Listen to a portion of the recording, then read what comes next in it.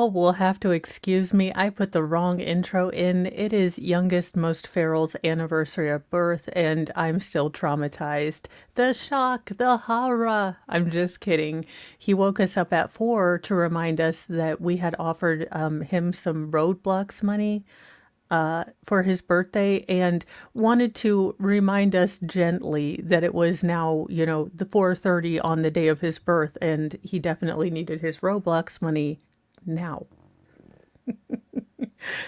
And thank you, Not Sure, and Vince Clortho, who became members. Welcome to the Church of Mo. I am getting back on doing musings, so you get early access to musings, and I'm going to start doing a Feral Mom's Corner with stories of randomness and feralness, so you will get early access to those as well.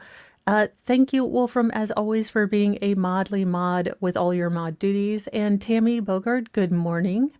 Carol Sue Scott and Kelly, good morning. Stinger Bell, good morning. And let's see, Jason JJ, good morning. T-Rex Truckin' and Audio Coffee. Is Los Angeles, can you even see the sun? Or do they still have the haze, or did they get rid of that? I don't keep up with Los Angeles. Probably never going to visit there. I am drinking Coke Zero right now, so I get that. Coffee never tasted really good to me. Well, without a lot of sugar and creamer, then you're basically drinking a milkshake, and then why not have a milkshake? Uh, well, I don't know. In very sad news, this actor seemed like just a great down to earth guy, but Cheers actor George Wendt has passed away at 76. And, it just seems like a lot of the. Look, I know that Cheers were reruns when I was growing up, but they were part of that sort of kind of safe for family watching reruns, store shows and movies and things that you could watch with your family and not have to worry about, gratuitous nudity or craziness. I mean, so even though I wasn't, the target audience at the time it was in syndication, I definitely felt like I knew all of the Cheers people. Now, I did not understand the perm that some of the ladies had, but apparently that was before my time. George Wendt, famous for playing Norm Peterson in the iconic sitcom Cheers, has passed away at 76. His family rep confirmed the news to the Post, saying Wendt died peacefully in his sleep while he was at home on Tuesday. George was a doting family man, a well-loved friend and confidant to any lucky enough to have known him, the family rep's statement read. He will be missed forever. The family has requested privacy during this time. And, I hope that everyone respects their privacy and, fans mourn. We can mourn separately. We don't need to, give all the family all of this chaos. And thank you, Patrick W., for your super chat. How about a beer, Spirit of 76? That might be a comment that's a bit, well, I don't have a recollection of, but I'm sure it makes total sense. Like I said, I didn't watch them, but it was sort of like background. Like my mom could put on the, reruns and know that I wasn't watching The Simpsons or something equally terrible like Roseanne. Although I love Roseanne and I got more life lessons from Roseanne than I did Cheers, but don't tell no one, y'all. His Cheer co-star, Ted Danson, told the Post, I'm devastated to hear that Georgie is no longer with us. I'm sending all my love to Bernadette and the children. It's going to take me a long time to get used to this. I love you, Georgie. Now, Wendt's official cause of death has not been disclosed. The actor earned 6 consecutive Emmy nominations for his performance as Norm on NBC's Cheers and appeared in all 275 episodes of the program. Okay, like the perms. What were we doing here, ladies and sir? I see the perm here. 80s, what were we thinking? What were we thinking? That is a Marcia Clark hairdo if I ever saw one. And I don't look, I think they're both beautiful women. I'm just not sure that anyone can pull off the Marcia Clark. That being said, there's probably going to be one woman who looks beautiful with it, and I'm going to have to eat my words. So put it in the comments. Wendt starred in the comedy, which centered around regulars of a Boston bar, Cheers, alongside Danson, Rhea Perlman, John Rattensberger, Kelsey Grammer, Woody Harrelson, Shelley Long, and the late Christy Alley. The series ran for 11 seasons from 1982 to 1993 and took home 28 Emmys. Wendt was born in Chicago, Illinois, and stuck to his roots by, starting his career in the city's booming improv landscape.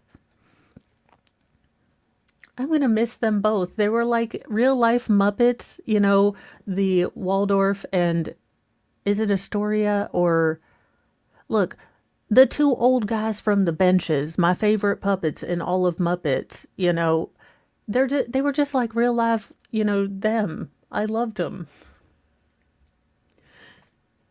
The actor became a comedian at the Second City in the 1970s before it became a household name. He also appeared in several TV shows until finally landing his big break as Norm, the role that would define his character and legacy.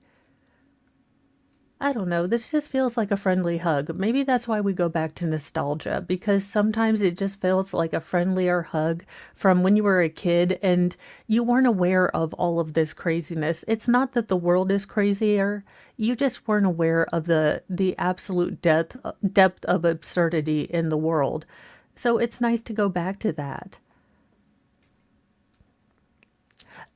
I love leg warmers. I use them because I can't tolerate anything tight on my legs. So when I have to wear skirts in the winter, which is every day, I'll use very loose leg warmers to keep warm. So I love leg warmers. They can totally come back. He also starred in the short-lived Cheers spin-off, the Tortellis, as well as another spin-off, Frasier. The National Comedy Center addressed Wendt's legacy and death in a statement to the Post. I didn't know we had a National Comedy Center.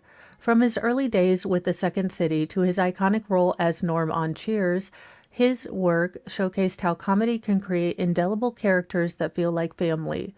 Over the course of 11 seasons, he brought warmth and humor to one of television's most beloved roles. His work profoundly featured in the National Comedy Center, and we honor his legacy and the joy he brought to generations of fans. Now, Wendt wasn't the only one in his family who caught the acting bug. Saturday Night Live alumnus Jason Sudeikis, the guy who married, was it Olivia Wilde? I mean, she's hot with a capital T, so I don't blame you, but she turns out to be crazy. So, you can kind of see it. Before I never saw it, but now I'm never going to be able to unsee it. You're just thin Norm. You're thin Norm.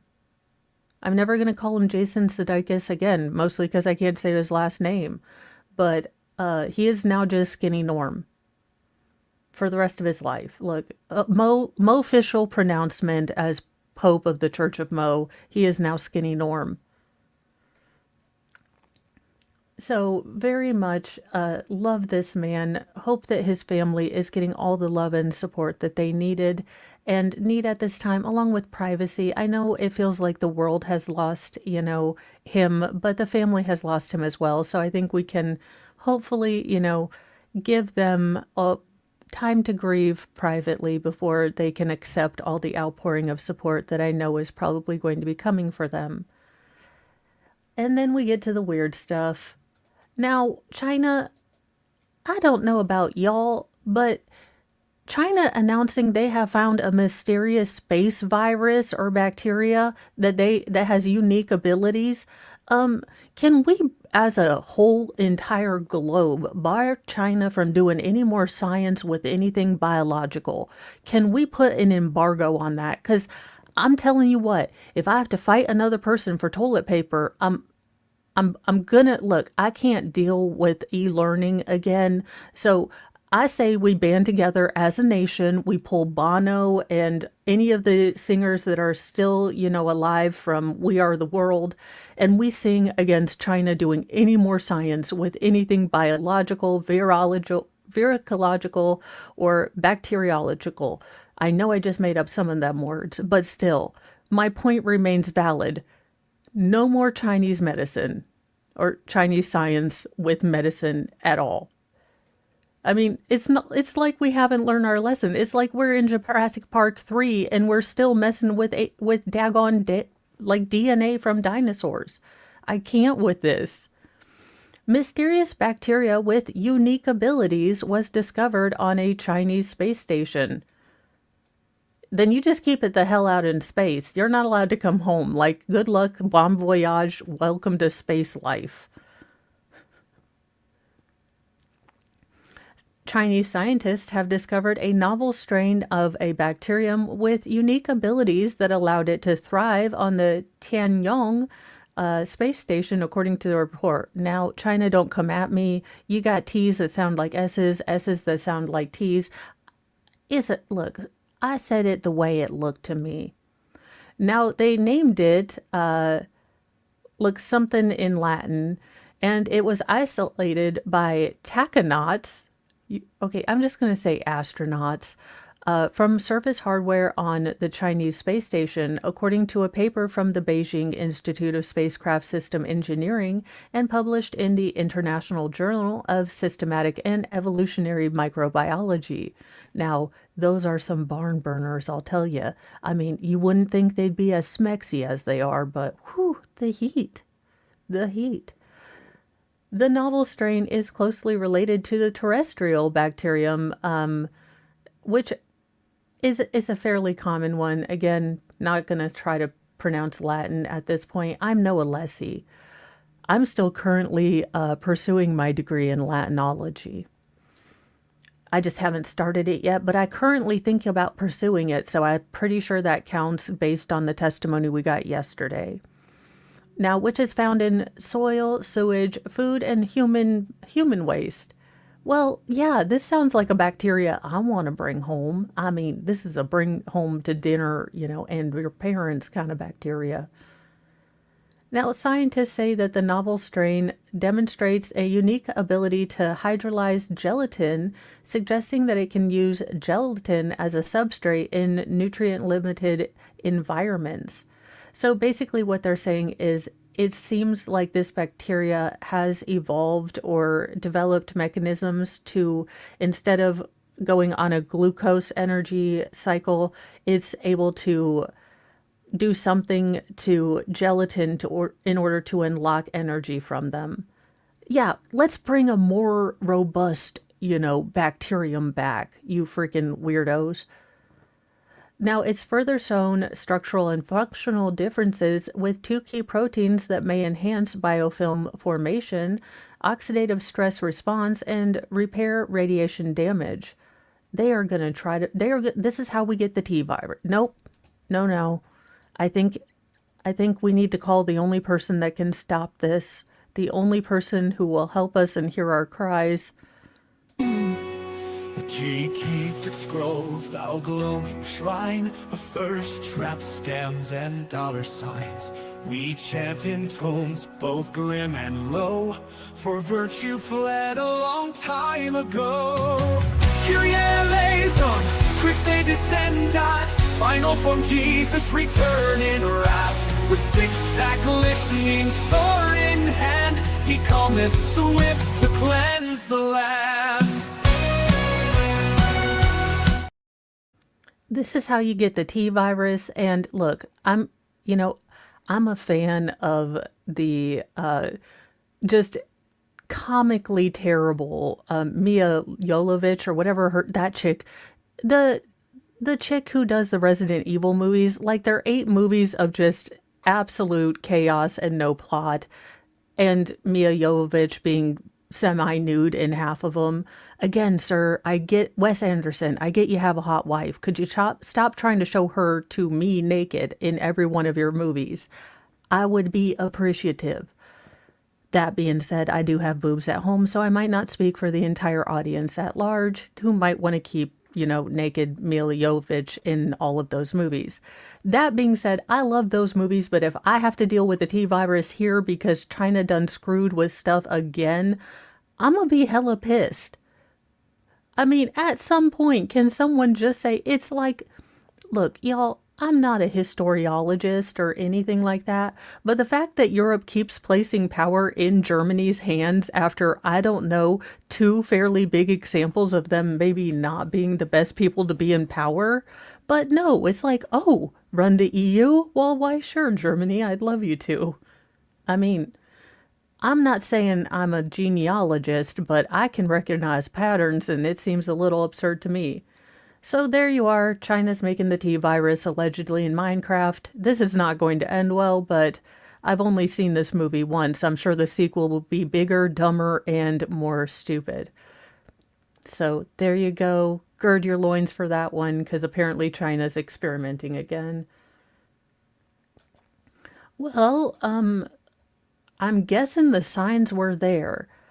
In an update to a newsy nugget I brought you guys about the Palm Spring IVF clinic explorator, apparently he had behavioral and maybe warning signs a whole long time.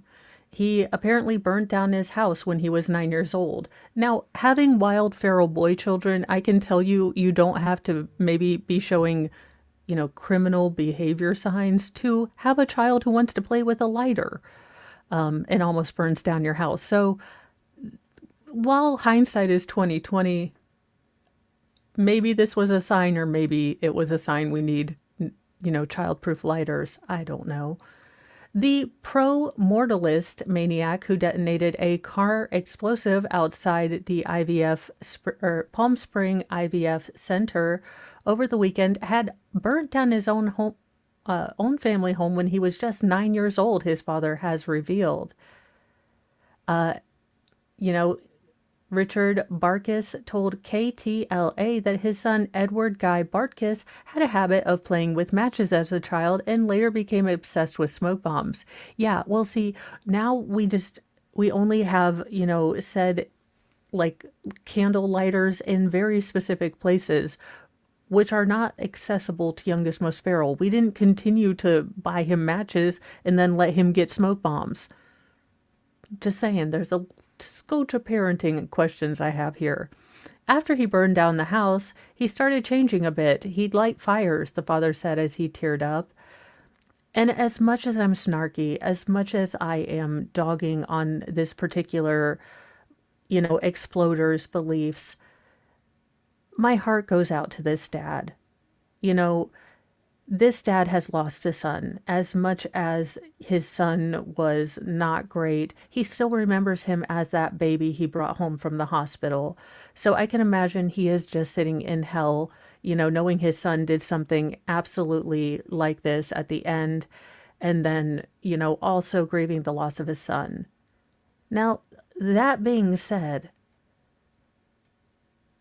if he was writing manifestos, you could have wanted kept a closer eye on him. I mean, come on now. As a teen, Barkis developed a fascination with smoke bombs and model rockets. The older Barkis spoke about how after it was revealed that his 25-year-old son was the one that had bombed the American Reproductive Centers in Palm Springs on Saturday, taking himself out and injuring four others. The dad said who noted he hadn't spoken to his son in a decade, described his son as a follower who was easily led by others. He alleged, too, that Barkis's mother was leaning on him when they split. So basically, dad was enforcing the rules according to dad, and mom was being very lenient. I was too strict for him, so he stayed with his mom until the divorce went through, he told the outlet. Mom was lenient. Barkis, who tried to live stream the car explosion that gutted the IVF clinic, left behind writings detailing his pro-death or pro-mortalist beliefs. Now, Alanis Morissette needs to write an entire GD song with the irony of a pro-mortalist who believes that people didn't ask to be born, to be to have him be the only one who is unalived in a bomb specifically made and detonated to kill the, embryos that people were dying to have children because the children didn't choose to be born. So again, Alanis, if you could possibly pen ironic or irony too, real irony, because the situations that you talked about in your song were actually cases of unfortunates and not irony. There's a difference, and I could explain it to you, but it's going to take a lot of time. And this is the Mondayest Wednesday ever, so I'm not going to do that. But go look it up. Yes, cases of unfortunates, not irony. This is actually ironic. So there you go. Make no mistake, we're treating this. So again, this incident, this explosion is being taken as an act of domestic T word and is being investigated as such. Now, I find it oddly interesting that we can find out about this dude's manifesto when we still don't know what happened in Las Vegas. Does anyone want to know why, the largest mass casualty event actually happened? Does anyone want justice for those families? Because I'm kind of getting pissed off that we still haven't gotten that. And that is such a blessing, Tammy. Lab didn't lose any embryos. Again, for some people, they only get one chance. And whether you agree or disagree with IVF, I think we can all agree that, to take away a hope for a child, a potential future, is just monstrous. And no one asked to be born, you giant muppet. I mean, no one.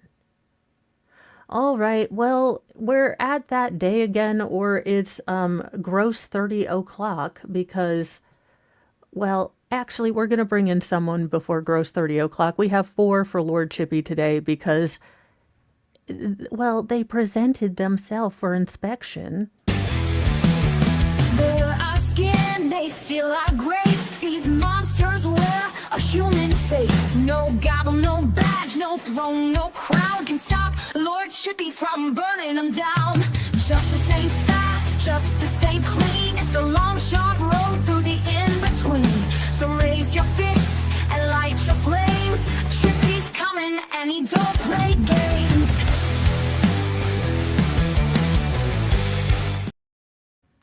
All right. So again, I don't know. Mark your calendar. What's new? It's just another Wednesday. Unfortunately, we have another gross female teacher in a abusive relationship with a young student, this time from Florida. Because, I mean, why won't Florida get into this? I need to get a banjo or something for that. Florida teacher had relations with student in classroom hours before being arrested for an illicit 8-month relationship. Yep, this is Courtney Clenny post prison look.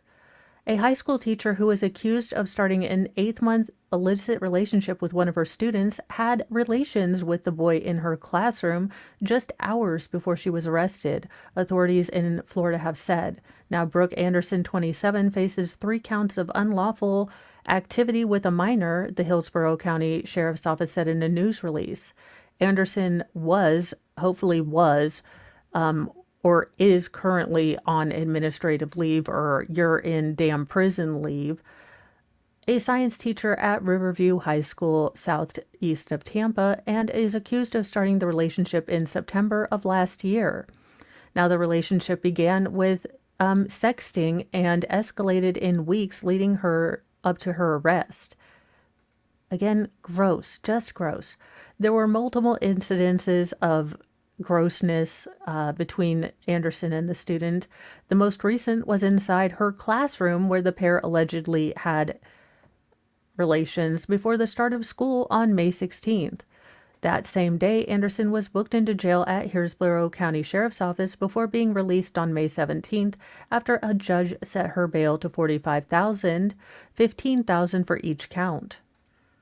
Now, the teacher has betrayed the trust of a student, a school, and the entire community. What should have been a safe, supportive environment for learning was exploited for abuse. Her actions are criminal, calculated, and deeply disturbing. Hillsborough County Sheriff Chad Cronster said in a press release. I do like that we've got her mugshot.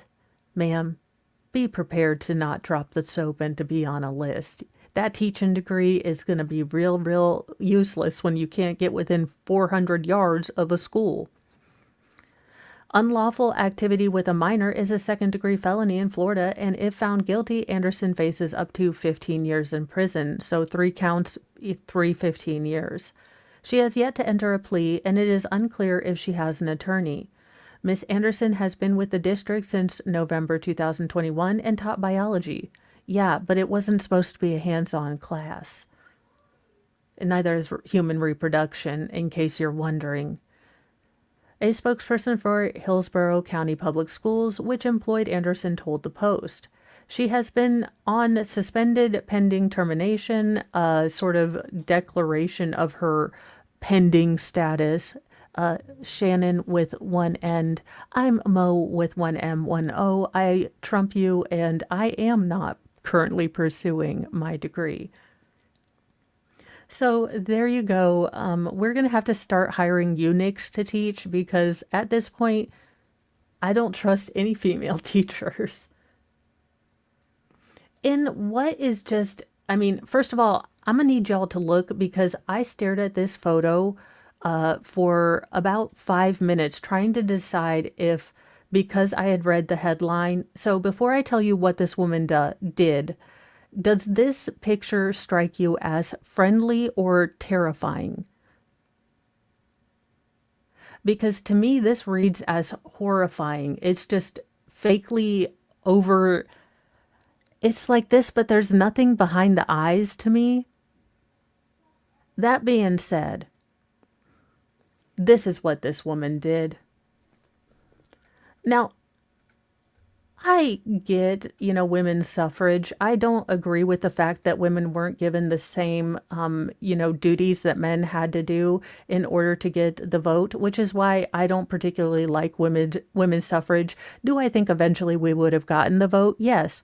Do I think that, making women not have to do some of the responsibilities like signing up for civil service, if not, the actual military and, having to have been part of bucket or, kind of citizen patrols. It is, again, women got it without having to do the responsibility thing. That's my issue with it. However, this third wave cancerous feminism, this I am a woman, therefore I am both powerful and a perpetual victim, is exhausting. We have equal rights. If you look at the pay gap, it's been explained by many people who understand math that it's variable and goes by job picking. So for this woman to set her friend on fire for a misogynistic remark is peak level stupid third wave feminism that needs to be excised like a cancerous legion on the body of humanity. It's just wrong. It's stupid. It's the perpetual strong woman infantilization that's just no responsibilities, all the perks, and shut the hell up. I'm so tired. I have lived my entire life as a woman with boobs, and you know what? I have been treated pretty well. If you've had a rotten life, I'm sorry, but sometimes it comes down to personal choices and not because you have boobs. Ugh. Now, for anyone who's living in Australia, I'm afraid this is coming from your neck of the woods. I don't know how Australia goes on the political spectrum, but this is crazy. An Australian woman allegedly lit her longtime friend on fire because he made a misogynistic remark during a wild night of partying. A court heard earlier this month. Corby Jean Walpole, 24, pled guilty in an Auburn district court to arson on Jake Loader, 23. She said she felt overwhelmed by his antagonistic behavior throughout the night before she finally was set off by a sexist remark he made during a house party in New South Wales last year. according to the Australian Broadcasting Corporation. Now, Loder told Walpole that she should stay in the kitchen making scones if she couldn't handle drinking with the boys, which apparently set her ablaze. The shock, the horror that she was told if she didn't want to, deal with all the male camaraderie that was going on, she could divorce herself from a group of boys. Yeah, you know how many times I've been told in jest or in reality to stay in the kitchen? You know what I didn't ever do?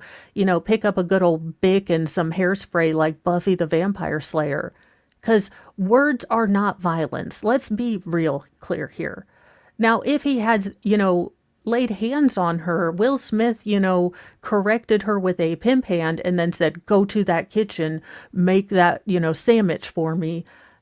Okay, maybe we can talk about Buffy retaliation. But if he just said, hey, if you can't hang here, with us drinking what we drink, again, why are a certain group, we're going full screen. Why are a certain group of women so gosh darn obsessed with breaking into male-only spaces? Men need men-only spaces. They do. Just like women need women-only spaces. Men are allowed and should have the right to have men's clubs, to have, I don't know, Masonic lodges, hunting lodge, whatever men do. Look, I'm not a man. I don't care. But y'all should have the right to go have your own spaces without women crowding into them. If women want women-only spaces, then they should respect that men have the same rights. I am so GD tired of women fighting for their rights, but not looking at stuff that's going on around them. Just the lost male generation, and these women have absolutely no care for it. So she decided, after she was told to make, scones in the kitchen, to grab a gallon of gasoline from the garage, douse Loder, and then wave a lighter at him threateningly. Well, now Loder, being drunk and also having consumed a little bit of nose courage, told her, go on and do it. Well, she did, setting him ablaze. Now, unfortunately, and we're going to take Crazy Eyes off because this is the gentleman, the real victim, not this absolute words are violence and they hurt in my soul and I had to get back at him to teach him a lesson so no other woman would hurt her soul. That miss me. He sustained burns on 55% of his body, had sweat glands burned off, and he was placed in a medically induced coma for 8 days after the attack, according to a victim impact statement read in court. He required 10 operations and spent 74 days in a burn unit in Melbourne Hospital. And I have never been severely burned, but if you listen to personal stories of people who have been burned over significant parts of their body, the pain that they describe, even as a CRPS patient, I can't imagine the pain that he went through. And then because of continued sensitivity of those scar areas, he is constantly going to have hypersensitivity, probably won't be able to go out when it's warm. And, correct me if I'm wrong, Australia is a fairly warm place. Or when it's cold, possibly. Again, he's going to have temperature fluctuations. He's going to have a lot of issues. The betrayed friend cannot step outside into the sun because of extensive dermal damage. Walpole told the court that she had also been abusing not street legal pharmaceuticals and alcohol since a breakup in 2022 and regretted the heartless act. The Firebug claimed that during the trial she was pushed to the edge by Loder, who tried to wrestle with her and was being continuously antagonistic through the night. You know what? You have a right to be a dick. Being a dick is not a death sentence and shouldn't be. It's called having control of your mental faculties. You want to be a strong woman. All you third wave feminists want to be strong women. You know what is a sign of feminine strength, feminine, power? It is being at peace with your emotion, not controlled by your emotions. It is, yes, having those feelings, and you can feel deeply, but also The sign of real maturity, you absolute adult toddler weirdo freak with the dead eyes. What is this picture staring at me? Real maturity is, yeah, having all this ish going on in your life, and everyone does. Amazingly, everyone has ish going on in their lives, from breakups to, family illness to financial crap. But you know what we do? You know what adults mostly do? You know what we really try to do is we don't let our bullshit become someone else's bullshit. We don't take it out on retail people. We don't take it out on asshole people generally, although I will give them the finger. But I feel like that's just mutual respect. Petty respects petty. So here's a great sign that your petty has been noted. We don't take it out on retail people. We don't take it out on our family and friends, or we try not to, and we apologize when we do. We don't light people on fire because we're having a bad day. Because we're adults, you crazy Muppet. Now, this is what she said. To this day, I feel like really horrible and remorseful, like kind of guilty for what I've done to Jake, but not only like Jake, but his entire family and his loved ones and his mutual friends, anyone who's been impacted by this entire case. Now, that may have been paraphrased because I find this heifer fucking annoying. Oh, I can adopt everyone. That's the funniest thing to me. So I was trying to explain to my husband why I really like having my own channel, because it's something where I'm doing something outside of being a mom, which is my first career. Love it, love it. Pay, eh. Benefits, great. There are some downsides like constant laundry and talking back. But I proceed to get something I carve out just as Mo, and then I adopt the entire internet. So it does seem like she will be back in court this month for sentencing. I am not very up with sort of Australian prison sentences. I do know that they tend to be a bit, to American standards, they do seem much more lenient. A life sentence is very, very rare. But that's about all I know about Australian, law. But I am currently pursuing and looking into a license in Australia. That is never not going to be funny. Now, Lord Chippy definitely needs to go slow with this one. Quote, "The broken ones are the easiest. A doctor who once used a corpse as a puppet could be in way more trouble now for what he's been doing to patients who are alive." What in the Hannibal Lecter, I don't know, Dr. Strangelove, who he wasn't really, he was a physicist, I think, so that, what in the not funny mash is this? A Pennsylvania doctor is accused of SAing vulnerable women. He has allegedly spent years preying on addicts under his care and other sickening acts, including a bedside puppet show with a woman's corpse moments after pronouncing her dead, where he moved the woman's jaw up and down and told nurses, "Hi there, how are you?" What? Sir, I have already played the Final Form Jesus song. Christopher Davis, 63, of York, was recently arrested for allegedly using his position at an addiction treatment special care place to lure and coerce women into, well, sexual encounters, according to Pennsylvania's Office of the Attorney General. Now, one female patient told the grand jury last month that Davis had kissed her and shoved his tongue down her throat during a 2023 visit before whispering a chilling message in her ear, according to the York Dispatch. Citing Davis's indictment, he said, quote, "The broken ones are the easiest." And again, he was probably capitalizing on the fact that as, addicts as probably people who have had run-ins with the law, who are they going to believe? An addiction specialist doctor or you?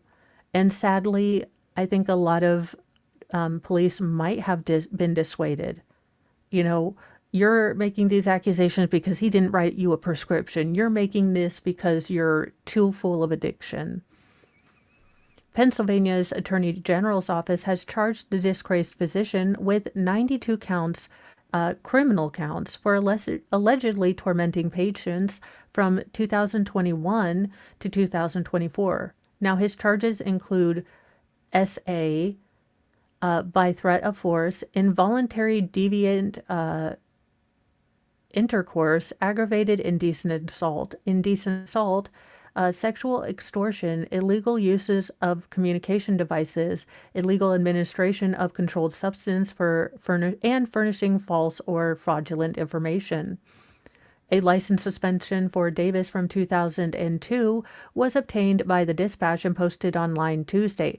If he had a license suspension, how was he practicing medicine? Tuesday, he underwent a substance... Okay, so it seems like he was facing and struggling addiction in 2000s. He lost his license because he was struggling with addiction. And then apparently he got it back because he went to rehab. I don't know. So this is a quote from one of the nurses.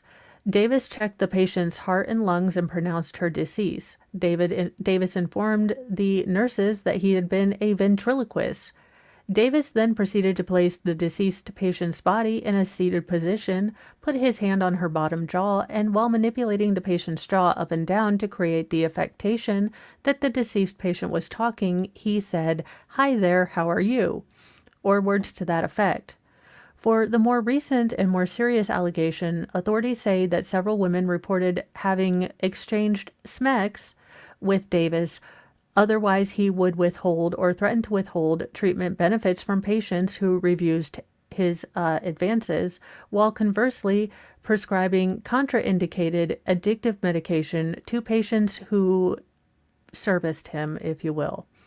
Now, the charges stem from an investigation launched in 2024 when he was working as a medical director of Pyramid Healthcare in Springettsbury Township. He allegedly encouraged women to drink alcohol and abuse medication while he treated them, according to prosecutors. One victim says he even gave her money to purchase and use the Big F, while others claim that he prescribed them benzodiazepines or benzos after she became a patient at his private practice in October 2023, while she was at the same time receiving anti-addiction treatment from Pyramid. So she was getting benzos plus methadone, which is contraindicated greatly and also kind of takes away that whole fighting addiction thing. So yeah, just absolutely gross human being. He is being held on $1 million bail, and he is, probably not going to get out. And I wouldn't drop the soap, sir, because people don't like when people prey on really the vulnerable. Now, this final one, look, we gave you a chance to get treatment. I'm okay with Lord Chippy and or Snake Island having you. You have chosen not to live in our society by our rules. I'm kind of Steven Crowder on this. Like, we've given you a chance. We sent you to treatment to try to live and not hurt children. But now you've decided that you simply don't want to be part of our society. That being said, that would not be legal. It's not legal. And I'm not inciting anyone to actually do anything because this is all allegedly in Minecraft and I'm not a real lawyer. A man strapped his GPS monitor onto a dummy before escaping an offender treatment center. Again, sir, we tried to give you a chance. I'm kind of okay with, we have RSVP'd you to stay in society. You said no. We get to choose where you go in our non-society. A man confined to a Minnesota treatment center for convicted offenders was apprehended by police after he escaped by strapping his GPS monitor to a dummy. Now, according to a criminal complaint obtained by local Fox affiliate KMSP, Stephen Lauren Edwards, 53, was reported missing on Saturday. The document stated that Edwards' roommate told the facility's staff at about 7 p.m. on Saturday that Edwards, who had first been committed to the St. Peter Treatment Center for the Minnesota Offender Treatment Program in October 2011, had been in bed all day and showed no sign of movements for quite some time. When the staffer pulled back the bed's blanket, they found a dummy wearing the GPS ankle bracelet that was assigned to Edwards. Now, according to court documents, staff observed Edwards allegedly leaving the facility on a surveillance camera shortly before 7 p.m. on Friday.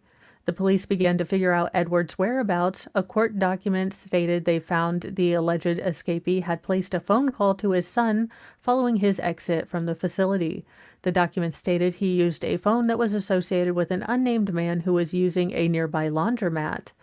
The man reportedly told police that he witnessed Edwards enter the laundromat and told him that he'd been kicked out of the house and needed a ride to Albert Lea, Minnesota. The man told the police he agreed to drive Edwards where he needed to go, and the pair reportedly took a detour to a casino in Iowa. What in the name of all that is Cheetos? I mean, I guess if you were able to escape a treatment facility, it might be your lucky day. You might want to go roll the dice. My brain has figured this out. Now, after their purported casino trip, the man drove Edwards to a hotel in Albert Lea and rented the alleged escapee a room for the night. Okay, I mean, this is like human kindness on a scary level. First of all, who picks up random people? Again, maybe it's my perspective as a female because this is another man that picked him up. But as a female, I am not letting random crazy man use my phone. I am not letting random man, drive with me. I am not going to the casino with random man. I am not buying him a hotel room. I am all for human kindness, but there is self-awareness and self-preservation as well. So good citizen, bad person to spend that capital on. So I like to see people helping people, but check to see if they have like an ankle monitor tan line before you do. I mean, I don't know how you do that subtle, like, oh, can I see your pant leg? And then just, yank it up on both sides just to make sure they don't have like a line where their GPS thing is normally. I don't know. I'll have to think on how you can profile for that. Well, she broke it on down until she couldn't break no more. In the most mow thing to ever mow, our final story is this poor unfortunate bride. I busted my knee while busting a move at my wedding, but I didn't let it ruin my big day. Again, this has to be the most mow thing that has ever mowed, and it didn't happen to me. Even injured and on a gurney, this bride refused to lose her sparkle. Unfortunately for Brianna, a Dallas-based newlywed, hitting the dance floor took on a whole new meaning for Brianna when her body hit the floor on the wedding reception during an ill-fated post-nuptial boogie. While I was dancing, my dress slipped under my shoe, the May 2025 bride explained in a video. Now, footage of her freak accident, let's see if they've got it. All right, so are they going to show the accident?